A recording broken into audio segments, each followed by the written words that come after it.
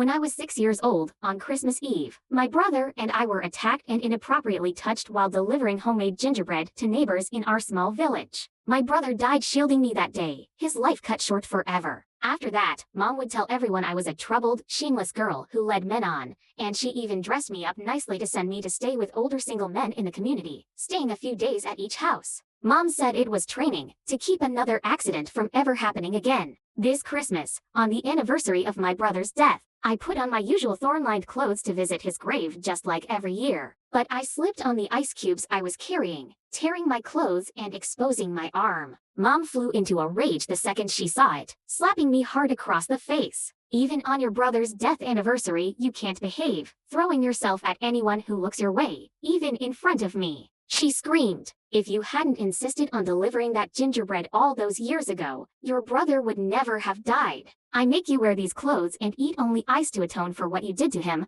How can you be so ungrateful and shameless? Tonight, you kneel right here and apologize properly to your brother. Don't you dare come home until tomorrow. Mom left without a single backward glance. Because of hearing damage from the long-ago attack, I couldn't hear much of what she yelled, but I knew she was upset. So I stayed obediently beside my brother's gravestone, slowly eating ice cubes as my body grew colder and colder, until I felt myself floating up out of my own skin. Not long after Mom left, I drifted back home as a ghost. Dad had just gotten home from work, searching for me. Where's Hannah? Why are you alone? Mom tossed the Christmas gift I'd made her straight into the trash, scowling. Don't mention that jinx to me. That girl couldn't even keep her clothes on properly in front of her brother's grave. I left her there to reflect. If you weren't always so busy working and helped raise her, she never would have turned out this way. I panicked, crying out that it wasn't true, that the thorns on my clothes tore the fabric, that I never meant to upset her. But no one could hear me. Dad fell silent, then turned to the living room to read his paper like nothing was wrong.